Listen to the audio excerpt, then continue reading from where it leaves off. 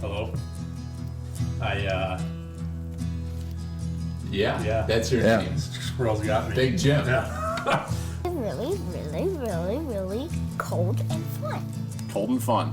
Cold and fun. That's good that you think that of it, because that's what deer hunting typically is cold and fun. Yesterday morning, I'm glassing up on the pass, and I see these deer moving, and I'm like, ooh, there's some deer moving. All of a sudden, I just see this person just head down, just hauling ass, wearing shorts and a t-shirt with a pack on.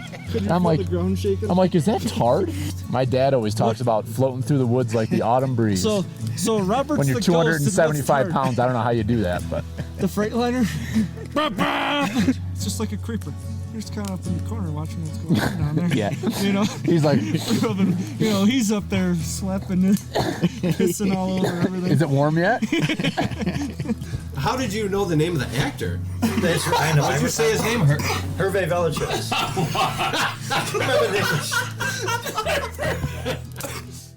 You know what pertinier means. If you know what pertinier means and you live in America, you're a redneck too. Welcome to the Log Talk Podcast, brought to you by Pertinier Outdoors.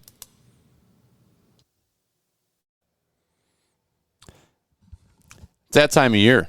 It's that time of year where we all need to be thinking about, do we have everything we need to hit the woods?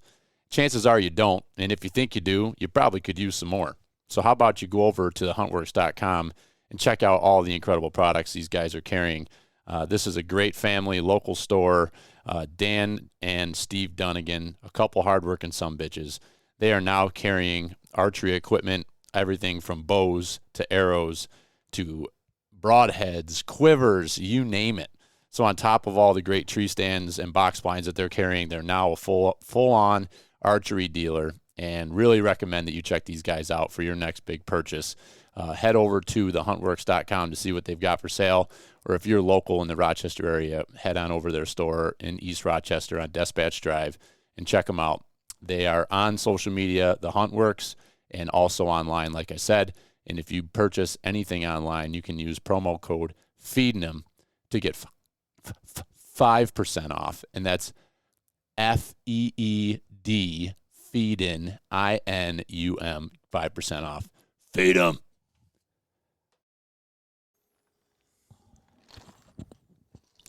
Welcome to the Log Talk Podcast. I'm Big Willie, your host, and this is episode 196, I believe. Billy got me messed up because he did 193 twice, so that would have been 194. Then I did 194. So, we're 195 or 196, but this is a special one. We're coming to you live from deer camp at our camp up here in the Naples area. And I have two guests with me today, a couple of guys from out of state. I got Jim D. Augustino, our good friend Jimmy D, or PA Jim as he's known. And we have Tim Sissock with us. And these two guys wanted to come up and chase some public land whitetails. And that's what they've been doing all weekend. And we've been kind of using our place as a base camp. So I told them, you can stop by, but you can't kill anything here. You can lay your head down because I got a big one I'm after. And lo and behold, these two gentlemen helped me retrieve the big one today, dragged him out for me, and helped me gut him and took some beautiful pictures. So I am truly blessed in that I shot my biggest archery buck today. I've got a lot of nice big bucks on the wall, but every single one I ever got that was in the books was a gun harvest. So, and I've taken some nice archery deer, but nothing like this. So, it was quite a story too. And I should let either Jim or Tim start the story. Who saw him first? You see him? I did. I saw him. All right. So again, these guys are here hunting a little bit. Should we start with the encounters you had with them this weekend? Sure, that's a good spot to start. Yeah. So I, this buck showed up. I don't know, maybe a week and a half ago. We started getting him on camera. Up here at camp, and really, really nice 8-point. We thought, we weren't sure, but I knew he wasn't the 10. He ended up being 5 on one side, 4 on the other. But I saw him. I was the deer. I set up a new stand. My brother and I did last weekend, and I set that Thursday night. And the deer were running a trail that coincidentally goes like right across above the yard of the cabin. And, it's ironic because people think, you blow these deer out, you don't want to pressure them. Like we're sitting here, they're probably out here making a scrape, right? I mean, Like the one that's right here. It's like right here out by the pea tree, right? There's a scrape right there. It's like, it's legit, a real scrape. It's like, what the heck? They're standing almost on the porch. But at any rate, this deer, I went out Friday morning, and I know how this deer was hitting the scrape at right at daybreak. And from that scrape, his travel route would be, there's a trail that I know, it's not as profound now or pronounced now, but it was a couple weeks ago before all the leaves fell, and they run that right down into the bedding here north of camp. And so I was going up, and I'm like, I'm going to go up, and we got a target up there made out of 4x4s for sighting your rifles at 100 yards, and it's like right up in the woods above the camp here. And so I went up, and I figured I'm going to hang by that until after daybreak, because this buck, if he comes down through, my stand would be too far for a shot, and I figured the buck's going to be running. And I didn't know for sure. I mean, I didn't know if it would be him, but a buck. I was hoping it would be him. Well, sure enough, at like 7:20 or so, it was kind of gray light, 7:25, this buck, he comes out from by the apple tree, and he's coming down that trail, and I'm just standing there leaning against a tree, and I don't know why, but he turned and he heads downhill, and there's another trail that runs right above the yard of camp and heads into this bedding. And so I'm like, he's going to go down and get on that trail. And he did, and then he turned and started headed north of the bedding, and the wind was blowing to his favor, and I'm like, oh, Jesus. So he wins me, but he didn't freak out. It's like he caught something. He was looking around. He just knew something wasn't right. And now, granted, keep in mind that I'm looking down at the cabin in my truck in the parked here. I'm right above camp. I mean, close. I'm at 100 yards because that target's 100 yards. So the buck gets nervous, but he wants to go north. So he ends up doubling back, going south on that trail. Then he drops downhill the way our yard kind of goes up and around. There's a thicket there. He goes around the other side of the thicket, pops out into the yard, and trots across the yard 15 yards in front of my truck, right by the picnic table, right through these pines and into the bedding.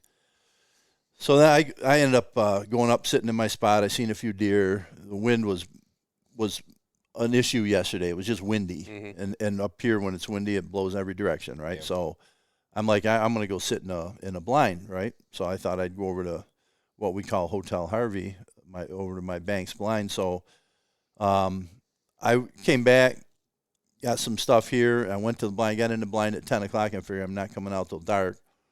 And at 4, in the meantime, I checked, and I got a picture of him up on the side hill at what I call my opening day spot. And he's up on the side hill, so I'm like, okay, he made a loop down through this bedding, worked through this other stuff on the point, and he's going to go up there and lay, and maybe he'll come right to this meadow. This seems to be like a hub for the rut. So I'm like, I'm going to get in there and stay, and when he comes down, I'll be there. Well, sure enough, 4:40, I see him coming down through the hardwoods between the benches. We got a bench and then some hardwoods on a grade on a slope, and then a bench and so on. So I see him coming, and he was even better than I thought. I mean, oh, my God, this buck is gorgeous. So he comes, and I thought he was going to come right to the scrape right in front of my blind. I got a camera actually bolted to the front of my blind. So I know he was there the previous day, in the middle of the day. And but he didn't. He didn't come to the scrape, and I had him broadside, nothing between him and I but air, but it was 40 yards, and I'm just not comfortable shooting whitetails at 40 yards. I just too many things can go wrong. So I passed on the shot, and then he got down the thick stuff downhill, headed to the next bench, and I give him a couple grunts, and I got his attention, and he kind of circled around a little bit and looking for another deer, didn't see anything, and continued on his journey headed south. So when I seen him yesterday, he was southbound, probably checking some of that bedding or into that swamp down below or something. So then today I'm like, well, I better get right back in that blind again. So I did. I got up there. I got in there early, and I never saw a deer there the whole time, and I had camp chores to do. So we come back here and worked on some firewood and getting the camp stocked up and whatnot. And then I had a ladder stand my brother and I we wanted to put together, which, by the way, shameless plug for the boys at the Hunt Works, hard-working some bitches they are. But they they sold me another lock-on, River's Edge lock-on, telling you that this is a Cadillac of all tree stands. And I took a picture. I should post. I'll do a post. But they give you a little baggie of hardware. This is like completely off of my story. We're going down a rabbit hole here. But All right. so this, they got a. You open the instructions, page 1. There's a little sealed plastic bag with the hardware for step number 1. So you cut that open, lay it out. Everything you need for step 1 is there. And then flip the page, or go to the next to step 2. Get the bag of hardware That's for what step I'm 2. talking about. That's great. Step 1 through 14, all the hardware laid out for you. I'm like, I cannot say enough about the quality of the stand, but also everything with the ease of setup and the finish. It's like, I should take one of you guys there tomorrow and put you in there and let you, like, you haven't sat in a tree stand, you sit in this thing. It's like a lazy boy, big boy recliner. So at any rate, we set that stand up, and then my brother had to head out today. So I spent, a few hours hunting this morning, worked most of the day. So it's like 4:30, 4:45. I'm like, if I go now, I can run behind the cabin to what I call the forgotten stand. Kind of, it's just been a great spot to me over the years. So I'm like, I'm just going to run over there and be there and set up in 15 minutes, and I'll hunt the rest of the day there. And, So you said it didn't have a sit all year yet. nobody sat in that at all. That hasn't been forgotten. hunted since last year.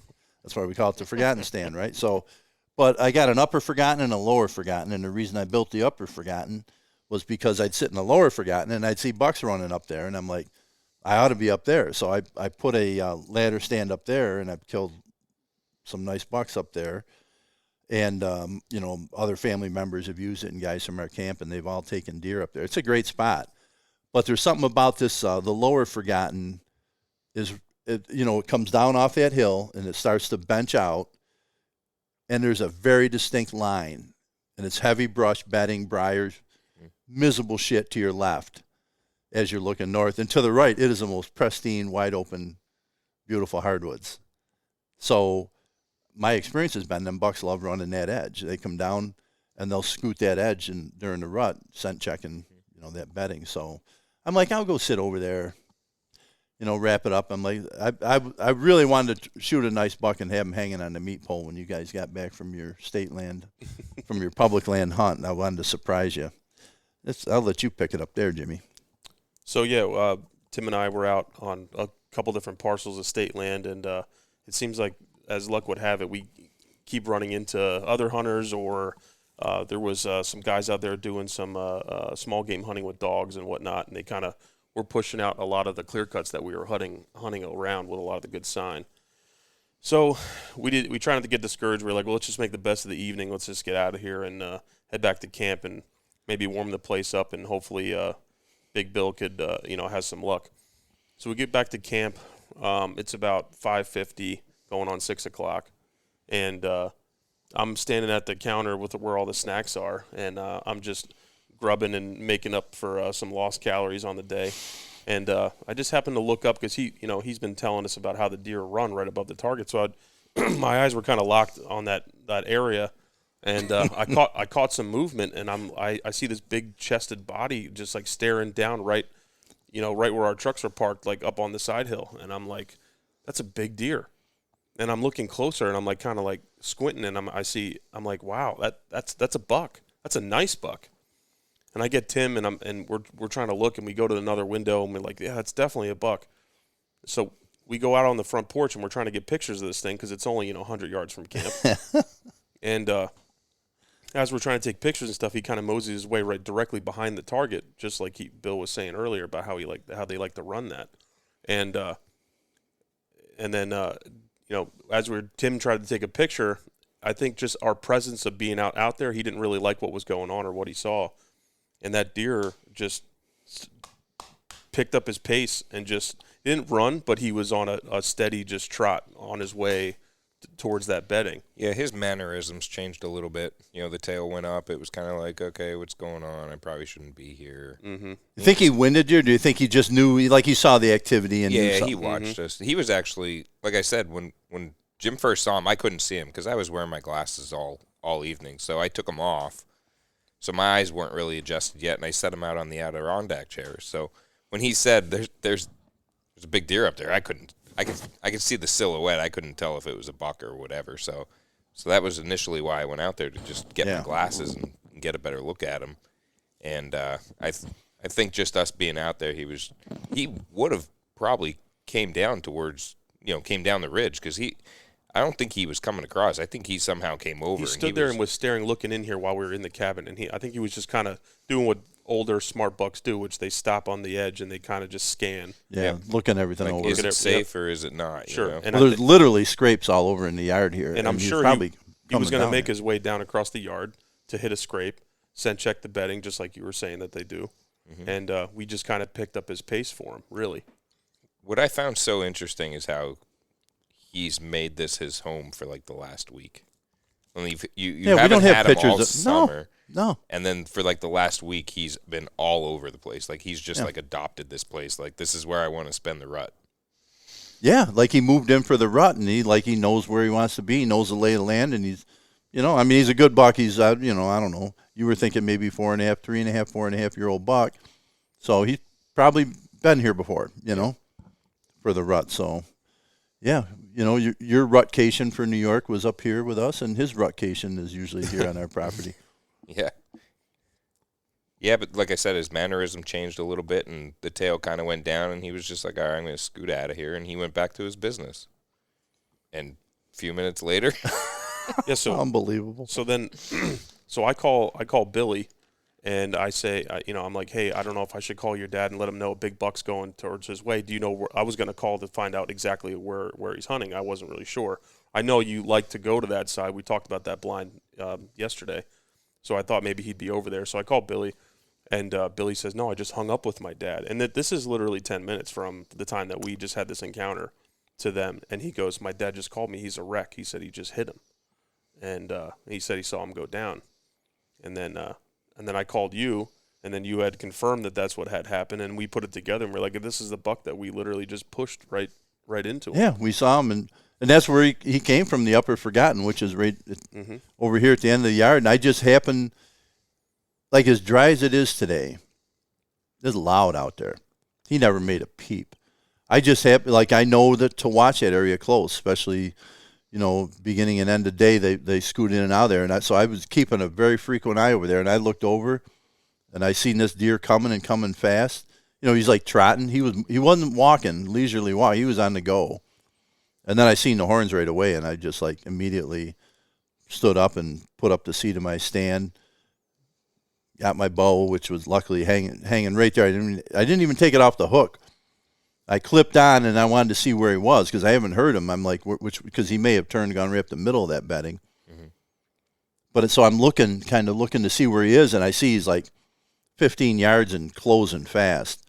So I didn't dare pick my bow up. It's still on the hook. And luckily, I got like a 3-trunk tree, and my tree stand is tucked right in the middle on a trunk that provides me cover on two sides and from the back. It's really a nice setup. And he stops, and he's like, I don't know, 5 yards away maybe, and he looks right up at me. I'm like, oh God, he's made me, but he can't. I'm behind the limb. I just got half of my. I'm looking at him like with one eye, and I got my hand on the bow. I'm just not moving. And I figured he's going to bolt. And then he kind of cuts to his right and continues on at a quick pace, going behind the tree. And now I can hear him. And so I'm like, I don't spin around, but I did like 3 steps to get 180 degrees around. Now he's behind me. Lucky for me, he decided to continue on that northeast route. If he had gone the other way, I don't know if I would have been able to get a shot, But I turn around and I see where he's going to go. He's going to come right out in front of me, and I got some open shooting there. And I just immediately, everything happened so fast. I drew back, and I was on him, and I almost released at one point, and then I'm like, I didn't like it. There's like limbs and stuff, and he was headed right into this opening. And I was telling you guys, I have never done this. I always see it on TV, but people are like, meh. The deer like stops and they shoot it, right? But I'm like, he's moving so fast. I'm like, and just like, I went, meh. And he stopped right in the opening, hard quartering away, kind of, not hard downhill, but a little downhill, quartering away hard. So I was trying to aim like behind his rib cage, which I did. I guess I kind of just right in front of the hind flank. We found out that it actually went in, but holy cow, did I! It came I center punched him. Yeah, it came right out the 12 ring. Couldn't have asked for a better shot. No, I really do think you got that femoral artery. I think I took the femoral artery. I sliced up one lung real good, and we were talking. I mean, I don't know. You can't time that, but 3 to 5 seconds, it's over.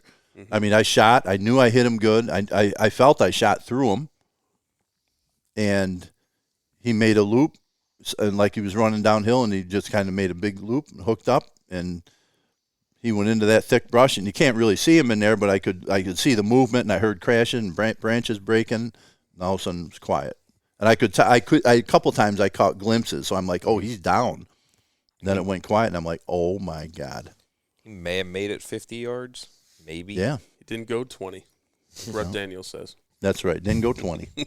Yeah, it was a quick, clean, efficient kill, which is all you can ask for, right?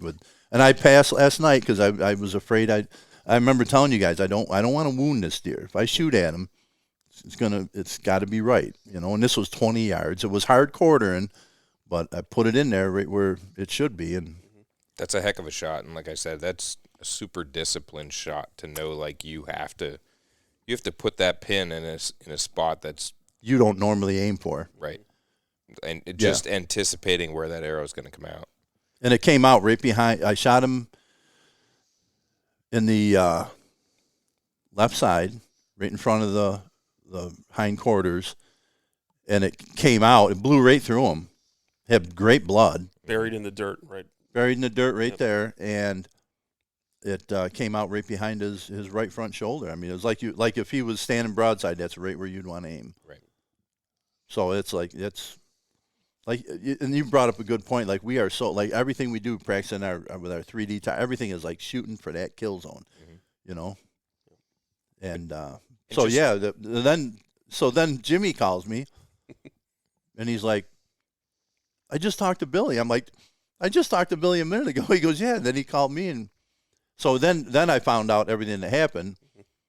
And Billy's like, yeah, Dad just called me. He whacked him. He's down. And so you told me, you know, we kind of got blown out of our hunting spot. So we decided to come back. We hang out here, and we saw the deer going to you. So you want us to come over? I'm like, hell yeah. You should have seen this place. After he hung up the phone, and I think I was outside still, and he came out, and he's like, Billy shot that buck. And it was like a 911 emergency. Like I was already like in my pajamas. I was like, yeah, you're in stuff for the was night. Flying everywhere. I was getting my boots ready. He was getting all his stuff ready. We were like, we got to get out of here. We're in your high five and chest bumping and stuff. Yeah. You're like, you want us to come bring lights and everything? I'm like, yeah. So yeah, and then, you know, it was interesting because we really didn't have a good blood trail. I mean, we didn't have blood.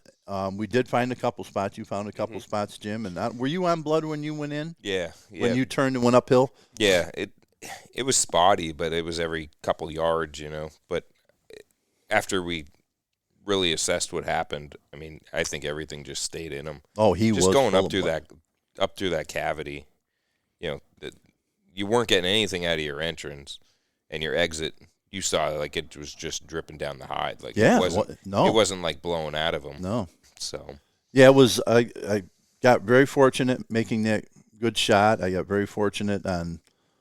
You know, I saw that buck yesterday. And I wanted him so bad, and I'm like, I'm not taking this shot. I wouldn't do it. I said I want to wait for a better shot, and then don't I cross paths with him today? It was the only deer I saw all day. Unbelievable. And it was right kind of at last light. I mean, it was.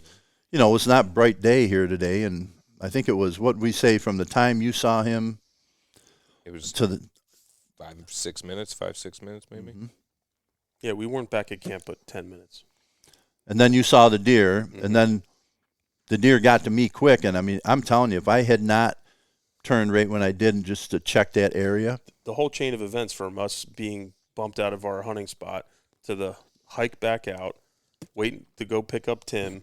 To come back to camp and then to have the deer come in at that time is just unbelievable to me. And then we kind of, I believe for us, our commotion down here helped push him along. Otherwise, I think he would have just. He might have moseyed or gone somewhere else. But yeah, or he might have came to you still, but it would have been dark. Yeah. Yeah, it was. I think what time.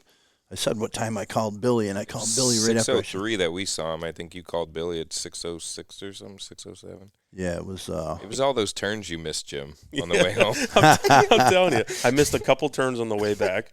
The timing we just get is talking, and then I'm like, yeah, you should have turned there. And he's blowing by it at 50 miles. So I called Billy at 6:06, and I called him right after I shot. I knew he'd be home because he just left camp this afternoon, and I knew Jimmy was on stand, so I didn't want to call him at last light, you know. But then I called him. He said, I got a deer right close. I can't talk right now. Did you connect? And I'm like, yeah, I shot a big one. So it's a big body deer. He's a big one. He's heavy. I would definitely say he's 4.5 years old, though. He's got big bases on him. And big bases, big body. The biggest heart I've ever seen. Biggest oh, my God, yeah. It's a football. And, yeah, it was interesting to see how it all played out. And the fact that you were able to make that shot and make it super clean and ethical, man, it just. Holy cow. I knew I hit him. I knew I hit him back, but I knew he was quartering. You know, all this is racing through your mind after you release the arrow. And the way he ran, his body language told me I smoked him, you know. But he stunk. Oh, my God. And not stunk from the shot, but he just rank. I even told Jim, like, when we were walking down to meet you, I was able to smell him. Even before we got to you, yeah. You could smell. And, you know, he traveled through there. That wind was drifting this way. And as we got closer, a couple times when we started tracking, like you say, he didn't go 50 yards, but right away, I'm like, holy crap, do you smell that? He's laying right here. But we couldn't find, he was in the most miserable thorns. And yeah. How he got himself tucked up underneath there is amazing. Yep, it was a heck of an afternoon. Unbelievable. So when I knew he went down, I figured, well, you guys are probably hunting until dark. Then you'll have to hike out and drive back here.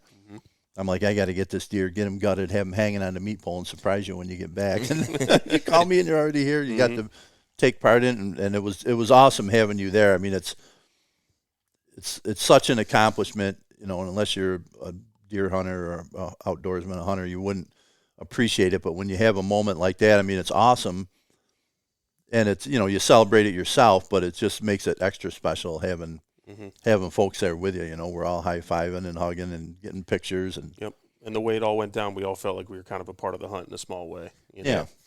And after a day that had nothing but lows, I mean, between our day, you didn't see a deer all day. Yeah. Like, and then within seconds, everything just it all switched changed. around. Yeah. Now we got this bullwinkle hanging out on the meat pole. We're all standing around going, oh, my God, this is awesome. Took some of the most incredible deer photos I think I've taken. So yeah, I got to learn a little bit on the photography end of things there, so that was kind of cool. Yeah, you got some great shots.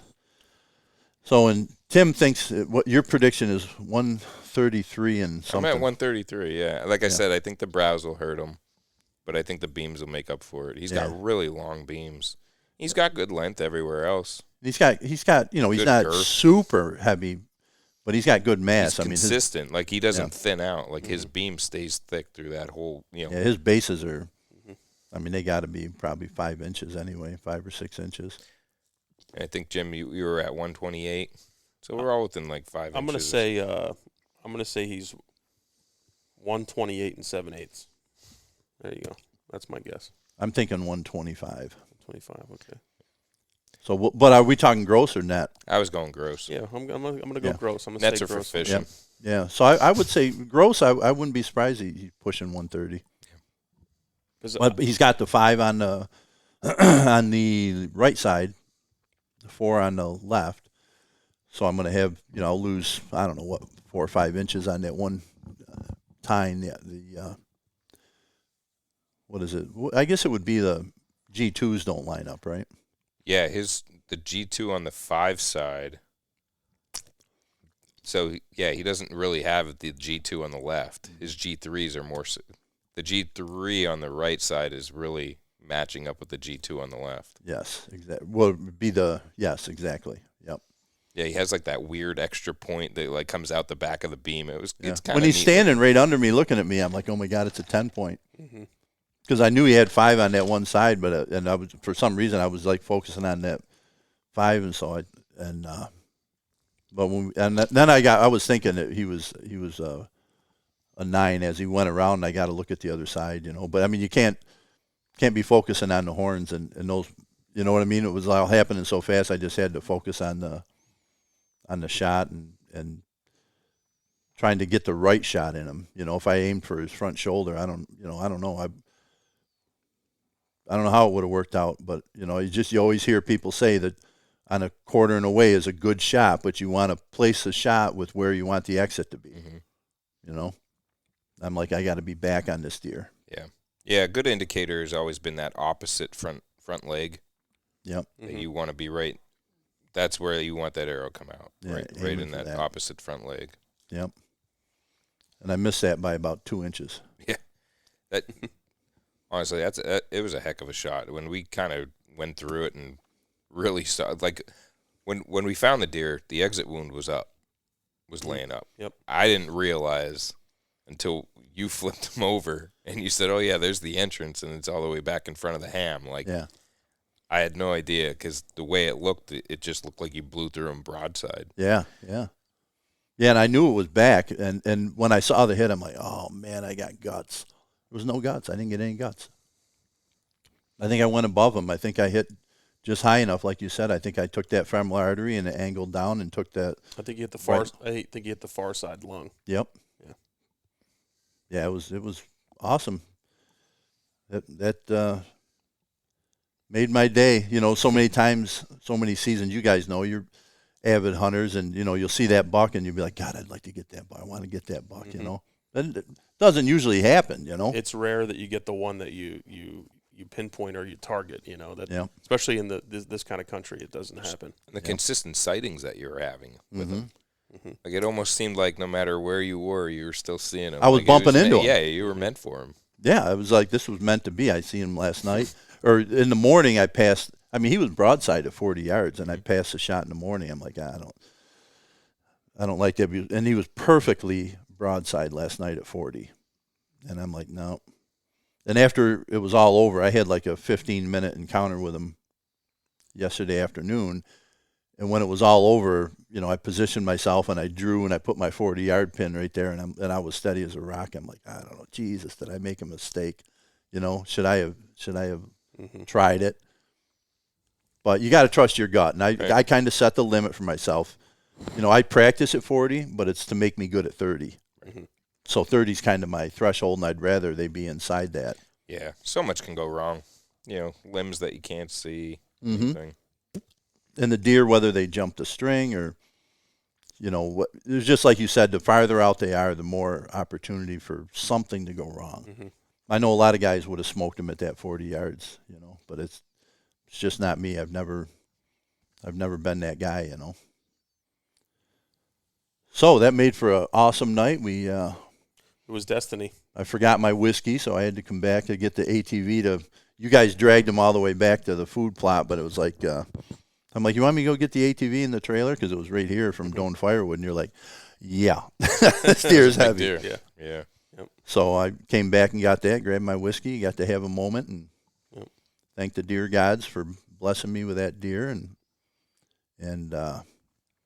we brought him back and got some great pictures and more celebrating, and it's definitely an evening I won't forget. That's for sure. That's for sure. Yeah, it was a good way to close the whole weekend up here. Mm-hmm. Yeah. Being the first time, this first time at the cabin, and we looked at that meat pole pretty much all weekend, and we were like, how cool it would be to have a deer on that. Mm-hmm. And now we could look out and be like, there's the deer on it. Yeah. Yeah, that made it. He's almost really maxed out that height out there, though. Yeah, we got him all the way up, and he's like almost dragging on the ground. He's a big one. So would you, first time here at the camp, and it's like a professional hunting lodge. I feel like I'm on a paid guided trip. That's always my first thought when I walked in, with all the taxidermy and the way everything's set up. It's beautiful. It's perfect. And you could see the blood, sweat, and tears behind the whole place too. I mean, you've spent 50 years up in here. 50 years. I was a kid, helped build this. I mean, you could just see this doesn't happen overnight.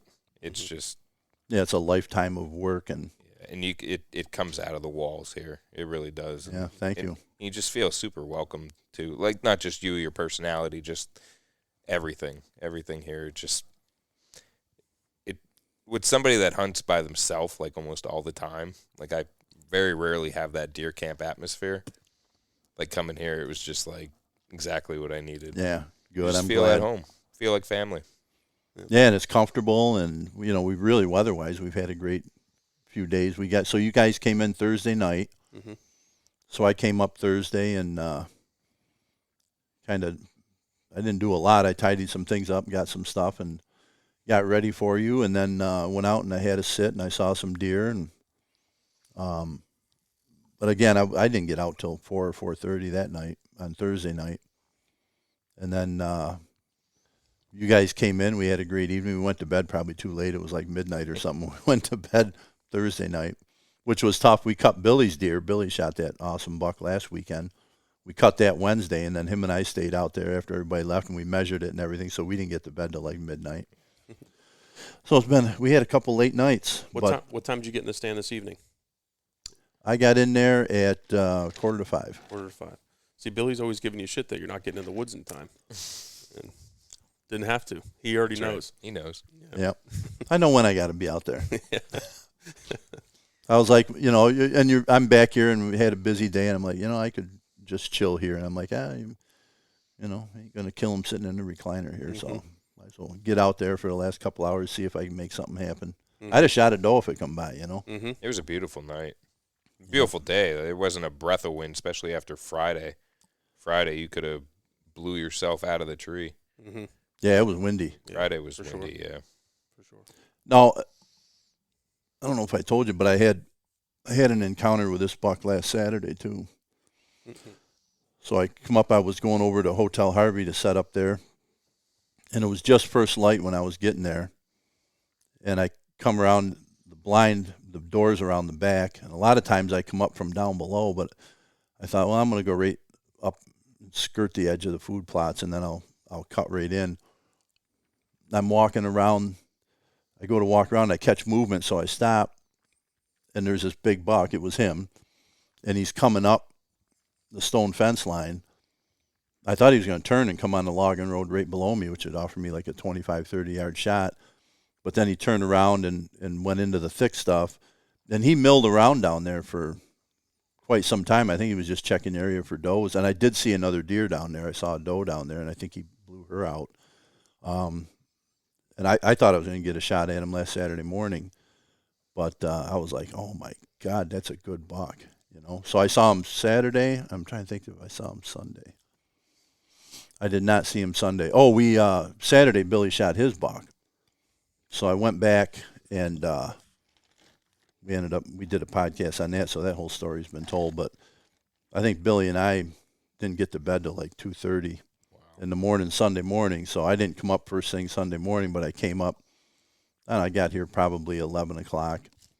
And then we did some tree stand work, my brother and I, and I'm trying to think if I hunted. I don't even think I hunted Sunday, because I think we did that, and the Bills were playing, and I think I wanted to go back and watch the Bills game. So, but yeah, so I hunted. I had contact with him on that was my first day hunting, was Saturday last week. So I had contact with him then. I saw a smaller buck. Saw two smaller bucks Thursday night. I told the boys, because every year they bust my chops, I end up seeing a big buck, and then I get all hyped up, and then 4-pointer will come by and I'll whack him, I said, I'm not doing it this year. I'm going to pass. I'm holding out for a good one, And then Saturday happened, and it was today, Saturday. Then Friday I had my interactions with him. So, yeah, it was awesome. Like you said, that buck moved in here, and he was just daylighting nonstop. I saw him 4 times in 3 hunts. I wouldn't doubt if he was just doing circles, checking every bedding area that he possibly could. Hopefully he did breed a doe or two before today. Left some of his genes on the hill here. Yeah, he's got good genes, that's for sure. So how was tell us about your hunts. Let's see. You go first. On Friday.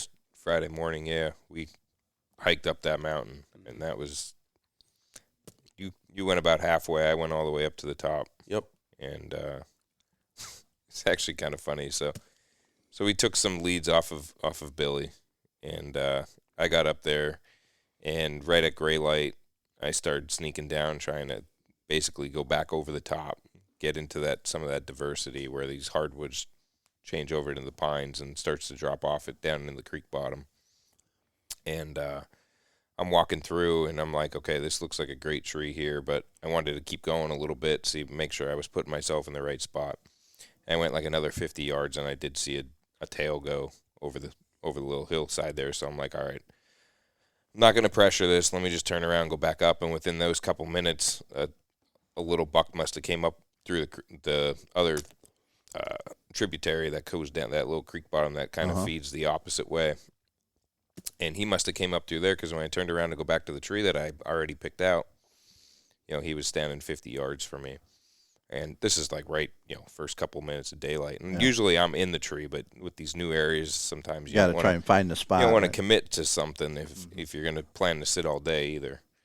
And you could tell he was just young and immature. He was snorting at me, but he was just standing like 50, 60 yards away, and he'd bounce and he'd stay and he'd come back and then he'd bounce again. So it seemed like he wanted to be in there, but so I kind of just let that go, and I hop up in this tree, and I'm going up the wild edge steps, and I'm going to set my stand, and my lineman's belt isn't coming up the tree with me, and I'm like, what the heck is going on? And I look around the side, and there's a bow hanger sitting in the tree. So I sit for the day and there for the morning, and then we got down and did some more scouting. I had to take a work meeting while I was up there too, so I got down for that. But it was just super ironic, because out of all the trees up there, after I told Billy about this, Billy's like, "Oh yeah, I hunted out of that tree." Yeah, when you said that, I'm like, I bet you were in the same tree Billy set up in, because I remember we set him up in there with a climber. Yeah. He put his climber in there. Yeah, that was something just that dumb luck that you go all that land, and you go to that area, and you end up picking the same tree he picked. Yeah. So we both saw something we liked there, but I definitely could see it working there. Based on your historical knowledge of that area, it didn't seem like it was getting used as much as it has been in the past, and I think we kind of chalked that up due to the fact that acorns were raining everywhere. I mean, that whole mountain had so many oaks on it that those deer really don't have to move for food. Right. They could find certain pockets they want to be in, and they're not going to move. Yeah, if you have spotty oaks, sometimes that's better, because you can hone in on them. But and I'm surprised, because we don't.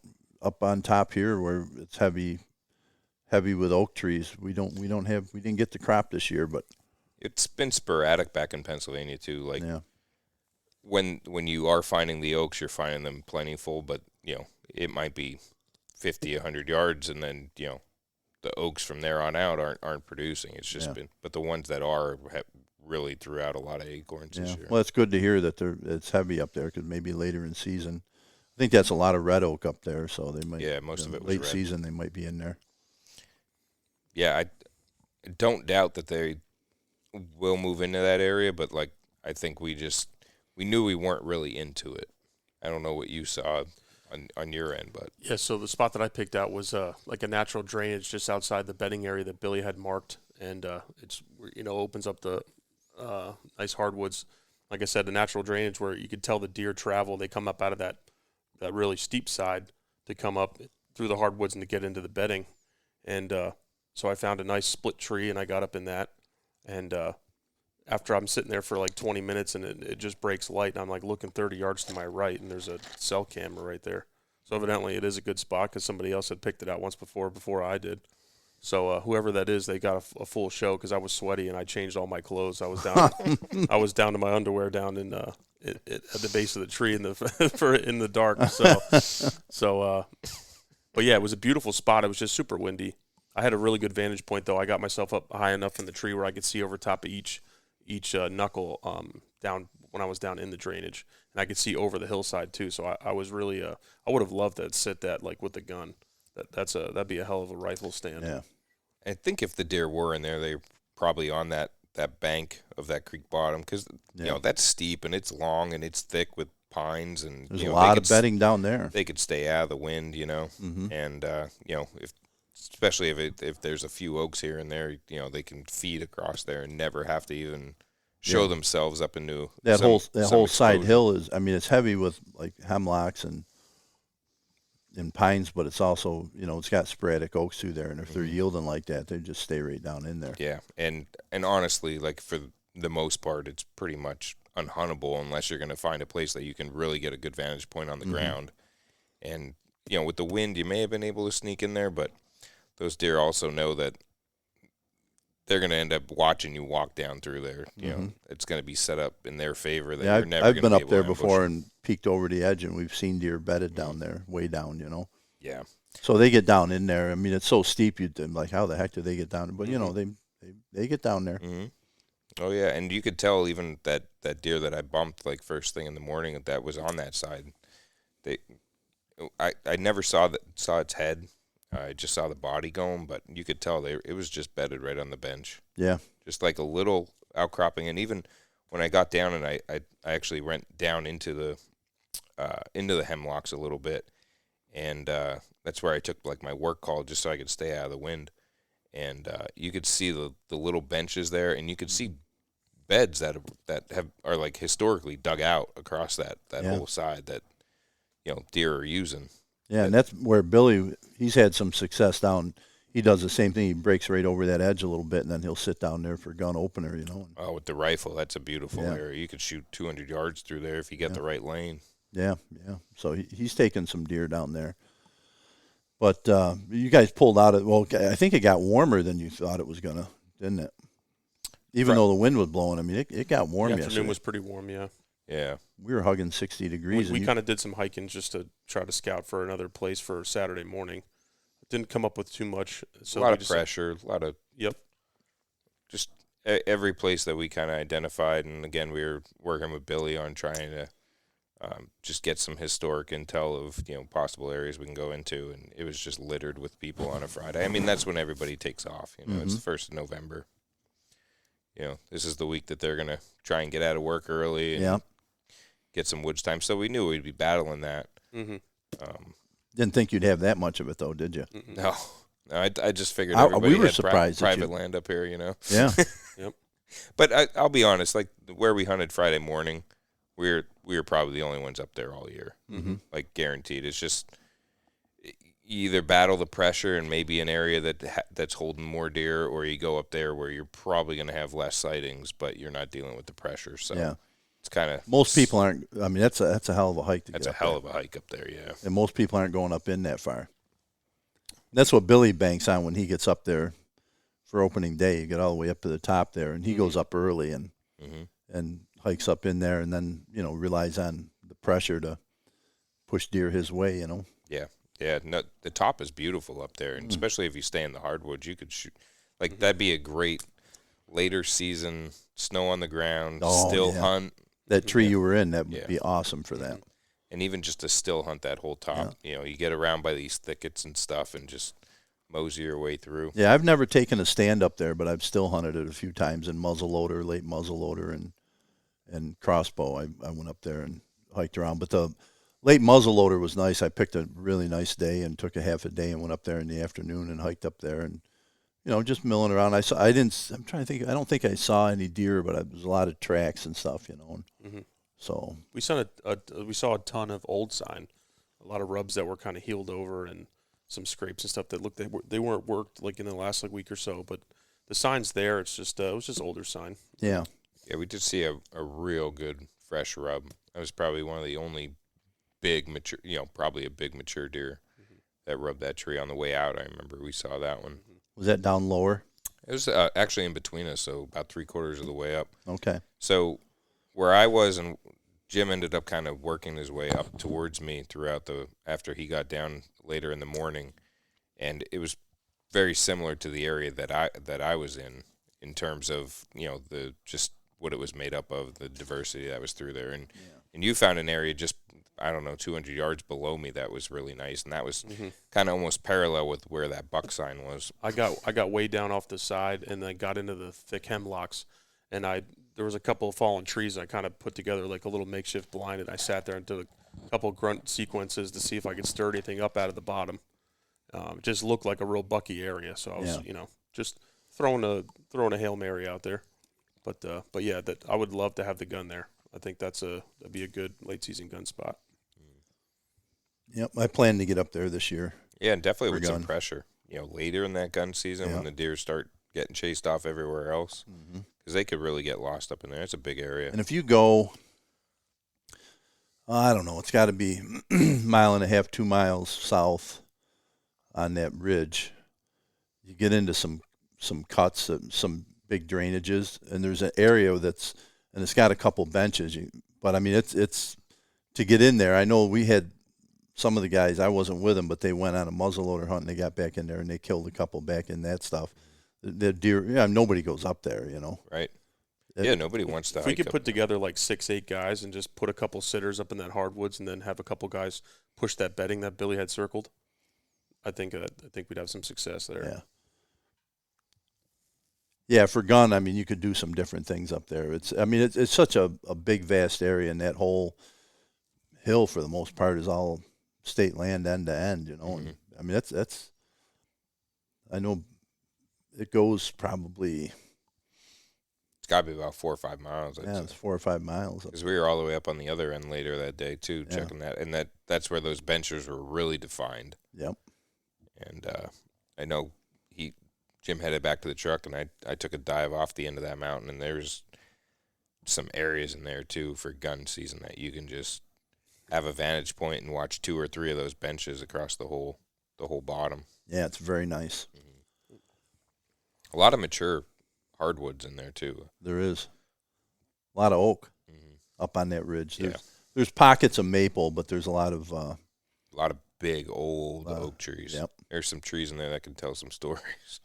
Yeah, there's some, and I think I was telling you guys that because you went up on the south end, and when I was a kid, my father and his 2 buddies, the guys that Bob Madigan that owned this camp originally and built this, there was a guy by the name of Al Miller that owned, I don't know, probably 600 acres there, and he didn't like people hunting. He wanted it posted. But so somehow, I think he worked maybe with those guys, but they met him and were friends with him. And he told them that if they posted it, because he was tired of like going the whole perimeter and up that hill and everything. So if they would post it, that they could hunt it. So they took me with them, and Mark, Bob's oldest son, Mark, was the same age as me. And I can remember going up there with Dad and Mark, and we'd have a little bag lunch. And it was a day trip to go try and post that, Oh, yeah. But, yeah, so I was running around up there when I was like 10, 11, 12 years old, I'd take that deal any day. Yeah. Post my land, and you can I know. They took that one picture I showed you of the 3 of them with $3 on the hood of their car. That was down there at Al Miller's at that property. Anybody listening to this in Western New York, that deal's still on the table. We're interested. Yeah, I'll post the land. Yeah, that was a good deal for those guys. They had a lot of fun down there. And then Bob bought this place in I want to say 67. It was 67 or 69, because Al Miller got the idea that he could charge people to hunt there. So for $100 you could hunt that property. Wow. And there was a lot of guys that paid the $100 back then. That was a lot of money. Mm-hmm. That's how the hunting leases started in New York. And so Bob and Dad and Jim Simpson, they were like, we're not paying that money, So Bob invested in this place, and first thing he did was build that outhouse. And I remember telling you guys that I remember when I was a kid coming up here, and if we'd put our lunches in the outhouse, and then we'd go off and hunt. And I remember, if they killed a deer, the pulley, we just took it down, but they had a pulley up in the rafters in that little outhouse, and we used to hang the deer in there. Like if they got one, they would put it. I don't know why in there, why not just from a tree, but anyways, they used to hang the deer in the outhouse there. Well, so I don't think your buck would fit in that outhouse. No. So yeah, a lot of history there on that hill. But then today you got into some better sign, right? Yeah, we took a couple waypoints that you had mentioned, and him and I kind of went on opposite ends of that property and picked out what we thought were the 2 best spots. And early on, we got into a little bit of sign. I had a beautiful vantage point right on the edges of. I was actually on a finger between the 2, like old logging cuts or something they must have did there. and it was like a nice little pinch point. And after I got down, after my morning sit, didn't see anything. But after I got down and walked around a little bit, there were some really big fresh rubs. I sent Tim a couple of pictures. I'll show you then on some big healthy trees that were within 30 yards of where I was sitting. And then I hiked down towards the swamp that's down there. And once I got into the swamp, I could see deer runs all over the place, rubs and scrapes that were pretty fresh. And I knew I was in them then. So I set up, I followed a couple of the converging trails across the swamp, and then I just kind of see where they came out, and I got into the hardwoods a little bit because the swamp is too thick and the trees are too dense to hang from. But I tried to hang off the edge of that there to sit for a little while. And I was excited about the spot, but as luck would have it, the small game hunters were coming through those clear cuts and with their dog and kind of pushing up some grouse and whatnot they were going for. So after that happened, that's when we made the decision I made the decision to get down and go back to the truck. I told Tim to hang out for a little while in his spot, but I'm kind of glad we got back early. Yeah, it's amazing how it all worked out, isn't it? Mm-hmm. That's a beautiful property down there. I mean, it had some of the best sign that I think we've seen all week. Yeah. I hunted a bench early in the morning, and did you go where you were showing me on the map you were going to start? Yeah, and on the map, it definitely looked like it held up, physically to what it showed on the map. I was really happy with it, and actually found across that bench. That bench was maybe, I don't know, 90 yards wide before it dropped off down to the creek.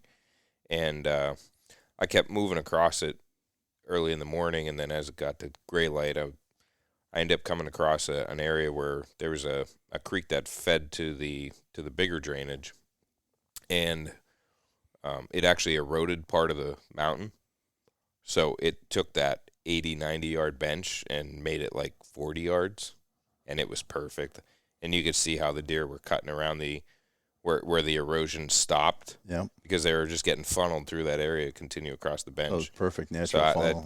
So I was literally right off that edge there, and I sent it to him, and he's like, I don't know how you didn't kill a deer already there, because it was beautiful. They just weren't moving today. Yeah. They were not moving.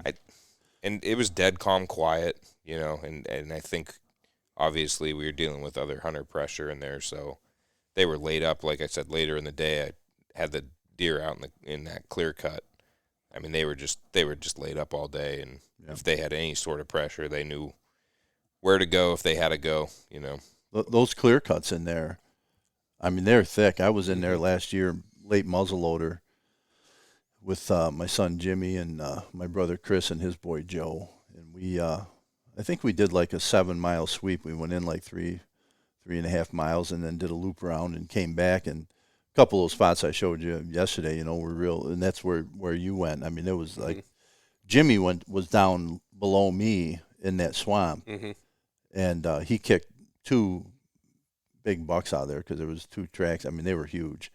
And they went up over the top there and into that other clear cut that I showed you. So I snuck around the one clear cut because I wanted to get down to the bottom end for the afternoon. And I worked past the little pond that's in there, which is just gorgeous. I mean, it's maybe a 60-yard diameter, of a little pond. It's not huge, but just enough. And then there's a couple trails, and they went around to this clear cut, and that whole clear cut was surrounded by scrapes. You could tell the bucks are just going in there, scent checking that clear cut, and they're just marking everything out of it. Good spot. Yeah, it really was. Yeah, I hope to get back in there. I will get back in there this year for, I don't know if it'll be for gun season or for muzzleloader. I think that place gets some pressure, especially early in gun. You get towards the second half of the season, and you can go down to that state land you were on yesterday, and there's nobody there. Yeah, there's nobody. I remember we went down there. Our whole gang here, we decided that we were going to go down and hunt that state land, and it was like last Saturday or last Sunday of gun season, and we were all going to meet there, and we met there and hunted, and I think I was the first one out. I had to leave for something, so I went to leave, and the DEC guy was down there, and he's like, I haven't seen this many cars here since opening day. And it's a small parking area. It was all full of trucks. I go, they're all my family. I go, my sons, my brothers, and I go, we just thought we'd come up here. He goes, yeah. He goes, there's usually second half of season, there's hardly anybody up here. Yeah. And I think after I left, they actually saw a big buck and got a shot at him. But it was fun. It was a nice hunt. And it's when we went up to where you were today, we went up there and for the muzzleloader hunter, and it was nobody in there, nobody. And we saw deer and a lot of sign and everything. I was really impressed with the area, but I thought it was gorgeous. I'm like, I got to come back here, you know. Yeah, I feel like that area, if you jump on that early in the season, before it really gets that pressure, because you could tell even some of the buck sign, like it may have been like mid-October that they laid a lot of that down, and you know, some scrapes that I saw were fresher than others, but a lot of them haven't been touched, you know, in several weeks. But I think once people start really hunting that, you know, the hunter involvement gets a little bit higher as October wears on here. So I think it. Yeah, a lot of guys hold off for that. Yeah, and if you're 20th pushing, of October on, you know. Yeah, if you're pushing those does out of there, then the bucks are, you know, this time of year, the bucks are relocating out of there too. They're going wherever they need to find. And I didn't realize that area got hit that hard with small game. But I mean, that's good. I'm glad the guys. Hey, people are recreating, right? Yeah, I mean, that's awesome. And those are probably, I know when we were in there, I saw grouse and everything. It'd be a great area to go hunt and run your dogs. And yeah, we heard definitely a lot of squirrel hunters, a lot of 22s. There was a couple shotgun shots that went off. But right at the crack of first light, there was a bunch of shots that rang off, and I don't know if that was duck hunters on one of them ponds or something. I don't know what's in right now. But I noticed as because I was pretty far back on the property, and I noticed as you got back there, there's nobody. There was nobody. Yeah, it's just like where you were yesterday. You go way back up on top of that mountain, you're not going to run into anybody. Yeah, and I think like if you had more time to really figure out where to be back there, I'm sure you'd put run it together. Yeah, you'd run There's into some deer back really, there. really big bucks come off of that piece that you were on yesterday. Yeah, because I got a friend of mine that hunts down in there, and a couple of them that he's taken out of there are just slammers. They're huge. But on that steep climb we did, that's the one he's talking about. Yeah. Yeah. Okay. Yeah, that did look nice. Once we got up top, like the vantage points and stuff were nice. Yeah, you just got to put in the work to get up there. Yeah. There's no easy way to get up there. We drove all the way to the top. We didn't know. I know when you were like, I drove up top. I'm like, there's a access up there, and you're like, yeah, there's a road we drove. I'm like, then you told me we were on. I'm like, you can't drive up there. It's a private drive. You know, you get ticketed. I always park down at the bottom and hike up the 1,200 feet. You know. Yeah. It's good training, that's for sure. Oh yeah, that's good preparation for the PA camp. That's right. So yeah, that's what Dallas told me. He came here and hunted with us last year, opening day, because he, they got snowed out there. I mean, literally 4 or 5 feet of snow. I mean, you just couldn't get out. So he came out here and hunted with us. And when he got back, he goes, "Don't worry about PA." He goes, "If you handle these hills," he goes, "you're going to be fine in PA. This is the same, or some of it's not in PA." He goes, "Some of the stuff we're on is not even this steep, We got some long, steep runs here." Yep. Yeah, you get in some of those big drainages. I mean, some of them are impassable. Yeah, you can't get through them. Like was showing you that layer on Onyx. Like there's once you get beyond a certain gradient on that, you don't even go near it. Yeah, don't even try it. It's nuts. Yeah, we had it's like that on the back of the hill up here, what we call the South Hill, and we had my brother Mike and I came up. There was an ice storm one day, and nobody was hunting. My brother called me. He's like, "You want to go hunting?" And it was gun season. I'm like, "Yeah, I'll go." He goes, "This has got to let up, So we came up here, and it was terrible raining. So we sat in here for a little bit, and he goes, "Looks like it's letting up. Let's head out." So we headed out. We went all the way up the top of the hill, and we hunted around up there. Actually, I missed a deer that day, and so we were seeing some deer, believe it or not, and but it was icing up bad, and I'm like, we gotta get out of here, So we're like, well, why don't we split up and drop off this backside into these hemlocks? The deer ought to be laying in there, maybe we'll kick something back and forth to each other. And so he went one way, I went another. We were gonna meet at the bottom, and stepped over that hill and I started down, and I'm my whole life I've been running that. Like I know how to handle these steep hills and how to move down through there. It was not good. I figured out on Onyx I fell 300 yards. Wow. And I got banged up bad. Nothing broke, but my brother, our guns were beat up. They were packed full of ice and snow because I lost my gun. I'd go down. I was sliding so fast I don't know where my gun was. And on 2 different occasions I got stopped, and you couldn't go back up. I didn't know. It's like you just had to try and pick a safe route and get down, and I'd fall again. And I slid down into a drainage, and it was all the rocks and shale, and I was bouncing over that. And I had, I think I had Carhartts on and long johns and stuff, and right through the Carhartts, it cut my hip and had a huge. It was bad. It was like I had visions of Naples high angle rope rescue coming and get us out of there. It was. So we get down to the bottom, and I come out. Finally, the grade starts to break, and I'm able to stay on my feet.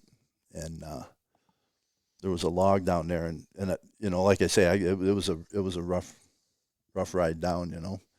I was hurting, so I sat on a log for a minute, just sitting there, and I looked down below, and this deer stands up. There's a buck standing there looking at me, and I got my guns packed full of ice and shit. And my gun was, and then I get down to the logging road, and I start coming back, and I run into my brother. He comes out, and I'm like, he had choice words for that. My game plan. He was like, and he was like, I'm like, are you all right? He goes, yeah, I'm all right. Other than the fact I just fell all the way down the damn hill, and it was bad. When we get back here, we seen another buck, and he was shooting his muzzle loader, and so he took it apart and cleaned everything up, and he was trying to get it reloaded and he took off after that buck, trying to get a shot at him. The buck never saw us, but he never got shot. And then we went down here. We're like, we better get out of here. It's getting bad. So we went down, and we went to.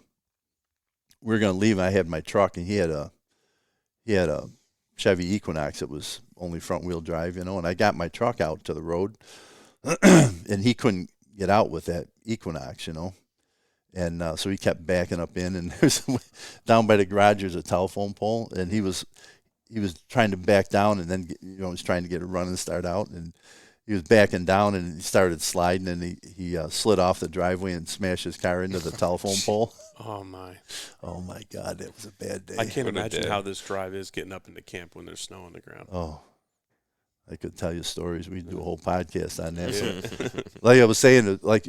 Sometimes you get up here, but then it'll snow during the day, and then this is a east-facing slope. The sun goes down quick, and it'll get cold, and it'll ice up. And oh my God, we've had some rides down that hill. White knuckling it all the way down. Yeah, you need like you were saying yesterday about it. You need like a ski slope, like chairlift. Yeah, top yeah. That's when you build your garage down there, just put a chairlift. That's right.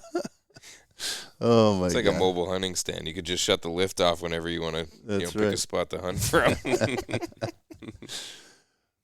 Well, the way the day started, it was like it was funny. It started. You had the pocket knife. It was out there earlier, but yeah, here. That was your grandfather's pocket knife. Yeah, I had. I'd lost this for. Oh man! Before the season started, was getting my stuff together. I always keep it with me whenever I go in the woods. It's just kind of like a lucky little omen. He always carried it, just just something that he whittled stuff with, or just to have a little pocket knife on him.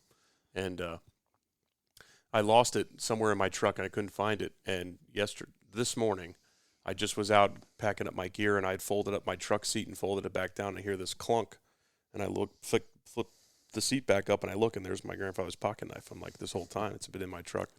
And boom, there it is. And I'm like, today's going to be a good day. Yeah. It's a special day. You said that you come up and you go, it's going to be a good day. That's right. Something's going to happen today. Right. So little did I know that it would impact me, but I even said, let me see that knife. And I looked at it and everything. That's what it was. Yeah. So I touched the knife, right? Yeah. Yep. But yeah, I woke up this morning and come out here, and laying on that couch there was my grandson Billy's boy. A little Bill Dan was sound asleep in the camp, first time ever spending the night at the deer camp, and Billy took him out this morning. They sat in that new blind and saw a buck, and so which was it's a surreal feeling, really. I remember bringing my boys up here when they were little, and now I got my grandson up here, and yeah, Next So it's generation. Yep. 4 generations of Bill Harveys have been up here. So, yeah, it was a special day. It was a fun day. We had little Bill Dan help me with the wood today, and had to have his bag of Doritos so he could chew them on the.